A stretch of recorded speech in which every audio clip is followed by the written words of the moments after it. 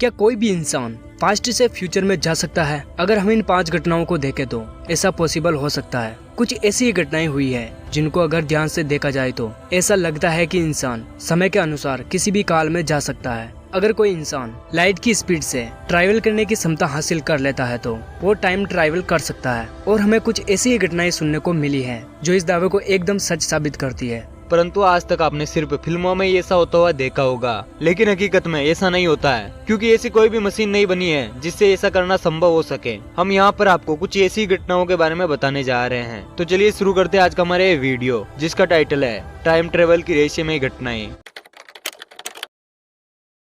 ये फोटो सन 1940 की है, जो साउथ फोर्क ब्रिज के दोबारा खुलने के मौके पर लिया गया था। फोटो में खड़े व्यक्ति के बारे में लोगों का मानना है कि इस व्यक्ति के कपड़े सन 1940 के कपड़ों से काफी आधुनिक थे। साथ ही व्यक्ति के हाथ में एक डिजिटल कैमरा पकड़ा हुआ था, जो कि आज के हाईटेक कैमरा जैसा लगता है। लोग इस व्यक्ति के कपड़े तथा सनग्लास की वजह से ये मानते हैं कि उस वक्त ऐसे आधुनिक चीजें फैशन में थे ही नहीं और इस तरह के कैमरे तब हुआ नहीं करते थे। इन सब बातों को लेकर लोग ये मानते हैं कि ये व्यक्ति आधुनिक समय का कोई समय यात्री था, जो समय यात्रा करके उस समय में आ गया था और संयोगवश इस फोटो में कैप्चर कर लिया गया। लेकिन फोटो के खिलाफ भी ये बहुत सी बातें हुई कि ये फोटो असली है या नहीं, और क्या इसे फोटोशॉप तो नहीं किया गया है। लेकिन जांच से पता चला है कि ये फोटो एकदम असली है, जिसे किसी भी प्रकार से छेड़छाड़ नहीं की गई है। और सबूत के तौर में फोटो को वर्चुअल म्यूजियम ऑफ कनाडा के वेबसाइट पर भी देखा जा सकता है। फिर सवाल ये उठता है कि क्या यह व्यक्ति वाकई में एक समय यात्री था? जांचकर्ता और कई लोग और कई वेबसाइट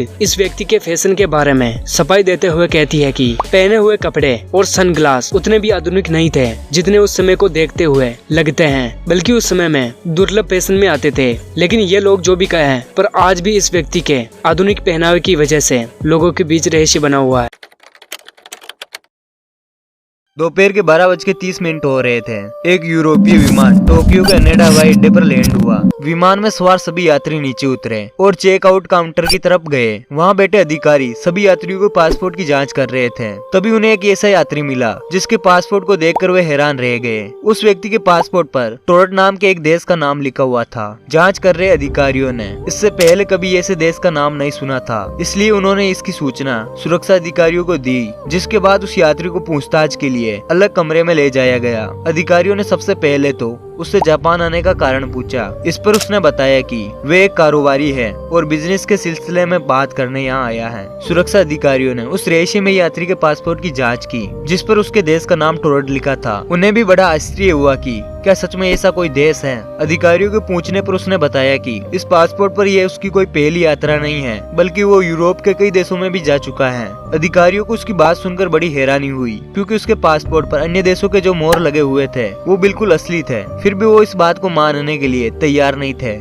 कि जिस देश से वे यात्री आया है असल में वो धरती पर कहीं है। सुरक्षा अधिकारियों ने ये जानने के लिए उस यात्री को दुनिया का मैप दिखाया और पूछा कि उसका देश कहाँ पर है। इस पर उस यात्री ने अडोरा नाम के देश पर उंगली रखते हुए कहा कि यहाँ उसका देश है, लेकिन उसे समझ में नहीं आ रहा था कि यहाँ टोरट की जगह अडोरा क्यों लिखा हुआ है। ये सुनकर अधिकारी और भी ज्यादा हैरान हो गए कि आखिर ये शख्स खुद को एक काल्पनिक देश का क्यों बता रहा है। लेकिन उसके पासपोर्ट, वीजा और अन्य दस्तावेजों को देखकर लग रहा था कि वे सच बोल रहा है। अब वो रहस्यमय यात्री सच बोल रहा है या झूठ, ये जानने का एक ही उपाय था, और वो ये है कि कारोबार के सिलसिले में वो किससे मिलने आया था। अधिकारियों के पूछने पर उसने एक कंपनी का नाम बताया, साथ ही उस होटल के बारे में बताया जहाँ उसे ठहरना था। इसके बाद अधिकारियों ने उस कंपनी और होटल से संपर्क किया, लेकिन उन्होंने ऐसे किसी भी व्यक्ति को पहचानने से इनकार कर दिया। अब जांच अधिकारियों को लगा कि शायद ये कोई शातिर अपराधी है जो अपनी पहचान छुपा रहा है और यहाँ किसी घटना को अंजाम देने के लिए आया है। इसके बाद उन्होंने उसका सारा सामान जब्त कर लिया और पुलिस की कड़ी निगरानी में उसे एक होटल के कमरे में बंद कर दिया गया। अगले दिन जब कमरे का दरवाजा खोला गया तो पुलिस ये देखकर चौंक गई कि कमरे में तो कोई है ही नहीं, जबकि बाहर पुलिस का पहरा था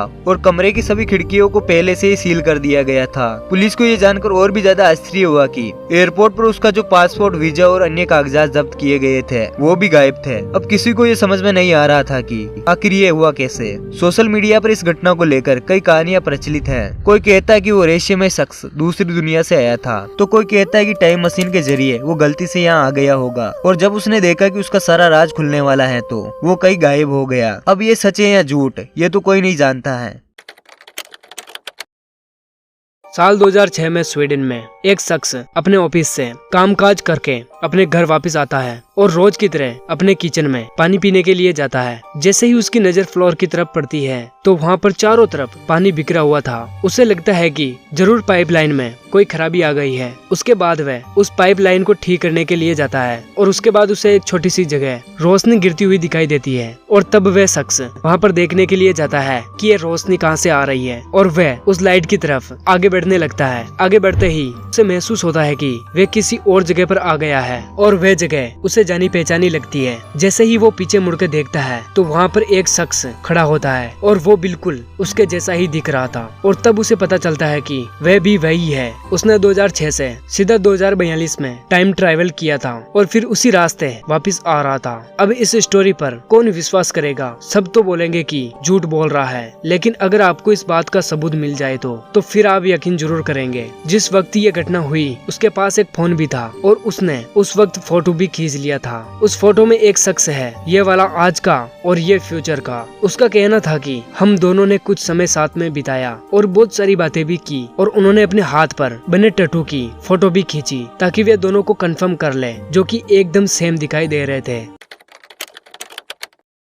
ये घटना सन 1935 की है, जब विक्टर गोडार्ड अपनी यात्रा के लिए विमान से निकले और स्कॉटलैंड से होते हुए वो अपनी शहर जा रहे थे। तब उन्होंने अलग रास्ते पर जाने का निर्णय लिया जो एडिनबर्ग के शहर से करीब था। मगर कुछ समय बाद उसके आसपास का मौसम अचानक बिगड़ गया और उनका हवाई जहाज कंट्रोल से बाहर हो गया। कुछ ही समय बाद जब मौसम साफ हुआ तो विक्टर गोडार्ड ने देखा कि वे एक अलग ही एयरपोर्ट पर आ गए थे जो देखने में बहुत आधुनिक लग रहा था। ये सब देखकर वे घबरा गए क्योंकि उनका तो एयरपोर्ट बंद पड़ा था और उसका कार्य प्रगति पर चल रहा था। विक्टर गोडार्ड ने वहाँ और भी कुछ ऐसा देखा जैसे कि उनका खराब हुआ रनवे बिल्कुल नया था। वहाँ 4 पीले रंग के आधुनिक विमान मौजूद थे और मॉडर्न ब्लू ड्रेस में एयरपोर्ट के कर्मचारी दिख रहे थे। ये सब देखकर वे घबरा गए और उन्होंने अपना विमान इस जगह पर नहीं उतारा बल्कि वापस मोड़ लिया। फिर वे उसके बारे में सोच ही रहे थे कि कुछ ही समय में उन्हें दोबारा तूफान का सामना करना पड़ा और एक बार फिर वो रास्ता भटक गए। मगर तूफान शांत होने के बाद वे किसी तरह अपने शहर पहुँचे। अपने शहर पहुँचने के बाद उन्होंने पूरी घटना बताई। उन पर किसी ने विश्वास नहीं किया, पर 4 साल बाद उस एयरपोर्ट का नया रनवे बनाया गया। इसके साथ एयरपोर्ट कर्मचारियों के यूनिफॉर्म का रंग नीला रखा गया था और तो और वहाँ पीले रंग के एडवांस प्लेन भी बनाए गए थे। इसका मतलब कि विक्टर गोडार्ड टाइम ट्रेवल करके समय में 4 साल आगे आ गए थे और उन्होंने भविष्य की नई दुनिया देखी थी। यह घटना है 1951 की, जब एक रात को न्यूयॉर्क टाइम स्क्वायर के सामने एक आदमी अचानक से प्रकट हो जाता है। उसे देख के आजू बाजू के तमाम लोग आश्चर्यचकित हो जाते हैं। उसके कपड़े वहाँ के सभी लोगों से अलग थे क्योंकि उस व्यक्ति ने 80s वाले कपड़े पहने थे और वो इंसान भी आसपास का माहौल देखकर हैरान हो गया था और घबराने लगा था, जैसे उसे लग रहा हो कि वो किसी अलग ही दुनिया में आ गया हो। इसी बीच वो कुछ समझ पाए तभी उसकी ओर तेजी से एक टैक्सी आती है और उसकी उस दुर्घटना में मौत हो जाती है। फिर उसकी लाश को पोस्टमार्टम में मुर्दाघर ले जाया गया और जब उसकी सभी चीजों की तलाशी ली गई तो उसके पास बहुत सी चौंका देने वाली चीजें मिली। उस चीजों में तांबे का एक टोकन था और एक बिल था जिस पर घोड़े के तबेले का पता और नाम लिखा था और एक बिजनेसमैन कार्ड था जिस पर रुडोल्फ फेंज नाम लिखा था और उसके पास से $70 के पुराने नोट भी थे जो एकदम नए लग रहे थे और एक खत था जिस पर 1876 का स्टैंप लगा था। ये सभी चीजें पुरानी होकर भी बिल्कुल नई जैसी लग रही थी। उस व्यक्ति की उम्र 27 से 30 साल के बीच थी। ये सभी रेशमी चीजों को देखकर वहाँ के सभी पुलिस अधिकारी हैरान हो जाते हैं। इसके बाद न्यूयॉर्क पुलिस ने इस केस के इन्वेस्टिगेशन के लिए कैप्टन रिम को बुलाया जो न्यूयॉर्क पुलिस में मिसिंग पर्सन डिपार्टमेंट में काम करते थे और फिर कैप्टन रिम अपने काम में जल्द से जल्द लग जाते हैं। उन्होंने उस बिल और टोकन के अनुसार तबेले और सलून की खोज करना शुरू कर दिया, लेकिन ऐसी जगह उनको कहीं पर भी नहीं मिली। फिर उन्होंने वहाँ के बड़े बुजुर्ग व्यक्तियों से बातचीत की, लेकिन उनको भी उस जगह के बारे में मालूम नहीं था। पर उस बिजनेस कार्ड से जो पता मिला वहाँ पर 5th एव का एक ऑफिस था, पर वहाँ कोई भी रुडोल्फ फिंज नाम का व्यक्ति काम नहीं करता था और फिर बाद में उसके बिजनेस कार्ड से ही उसे रुडोल्फ फिंज नाम दिया गया। फिर कुछ दिनों बाद कैप्टन रिम को एक टेलीफोन डायरी में एक नाम दिखा, वो था रुडोल्फ फिंज जूनियर और ये टेलीफोन डायरी 1939 की थी। तो फिर कैप्टन रिम जल्द से जल्द उस पते पर गए, पर वहाँ जाके पता चला कि रुडोल्फ फिंज जूनियर की तो मौत 5 साल पहले हो चुकी है, मगर उसकी विधवा पत्नी फ्लोरिडा में रहती थी। उनकी पत्नी का पता मिलने के बाद कैप्टन रिम उनसे मिलने गए। रुडोल्फ फिंज जूनियर की पत्नी ने जो बात बताई वह बहुत ही चौंका देने वाली थी।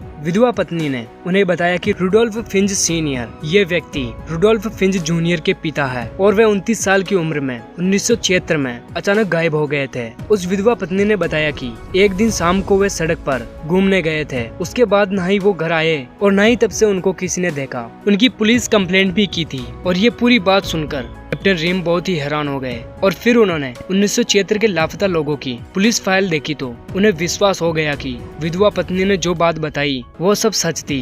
उस फाइल में जिस व्यक्ति का हुलिया था ठीक उसी तरह उस व्यक्ति से मेल खा रहा था जिसकी उस सड़क हादसे में मौत हो गई थी। इससे ये बात पता चलती है कि रुडोल्फ फेंज ये व्यक्ति अचानक टाइम ट्रैवल करके अपने समय से 75 साल आगे भविष्य में आ गया था।